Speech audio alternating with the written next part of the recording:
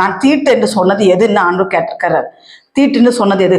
அப்போ கர்த்தருடைய வருகை ஒன்று இருக்கிறது, ரகசிய வருகை இருக்கிறது, பகிரங்க வருகை இருக்கிறது. இதிலே பெண்களுக்கு இப்படிப்பட்ட காரியங்கள் இருக்குமானால் அவர்கள் பரலோகத்துக்குள் பிரவேசிக்க முடியாதா? இந்த நாட்களில் இப்படிப்பட்டவர்களை ஆலயத்திற்குள் விடாமல் பெரிய பெரிய பெந்தேகோஸ்தே சபைகளிலும் சரி, மற்ற காரிய இடங்களிலும் சரி, பெண்களை ஒதுக்கி வைக்கக்கூடிய, பெண்களை தரம் தாழ்த்தி, பெண்கள் இப்படித்தான் அப்படித்தான் இருக்கணும் அப்படிங்கிற மாதிரி பெண்களை அடக்கி ஆளக்கூடிய அடிமைத்தனம் இந்த நாட்களில் கிறிஸ்தவ வட்டாரங்களுக்குள்ளும் இருக்கிறது. ஆனால் ஆண்டவர் சொல்லுகிறார், ஆண்டவர் அப்படி சொல்லவே இல்லை. ஏசு கிறிஸ்து இந்த பூமியில அப்படி சொல்லவே இல்லை.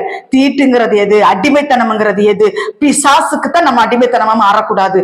அதே மாதிரி தீட்டுங்கிறது அப்படிலாம் பழைய ஏற்பாட்டுல எதெல்லாம் தீட்டு என்று ஆண்டு சொன்னாரோ அதை புதிய ஏற்பாட்டின் பிரமாணத்திலே எல்லாத்தையும் முறைத்து போட்டார். எப்படி என்று சொன்னால் குஷ்டரோகியை தொட்டு சுகப்படுத்துறார். ஏன்னா பழைய ஏற்பாட்டுல குஷ்டரோகியை தொடக்கூடாது, குஷ்டரோகியை புறம்பே தள்ளி வைக்கணும், புரியுதா? ஆனா இது புதிய ஏற்பாட்டின் காலத்துல குஷ்டரோகியை அவர் தொட்டு சுகப்படுத்தினார் என்று வேதவசனம் சொல்லுகிறது. உதிரப்பூரில் அவள் கஷ்டப்பட்ட அந்த பலவீனப்பட்ட ஸ்திரீ அவருடைய வஸ்திரத்தின் ஓரத்தை தொட்டால் என்று வேதவசனம் எழுதப்பட்டிருக்கிறது. அப்ப இதெல்லாம் தீட்டுல சேராது, தீட்டு கிடையாது, கிடையவே கிடையாது தீட்டு அப்படின்னு தான் வேதவசனம் சொல்லுகிறது.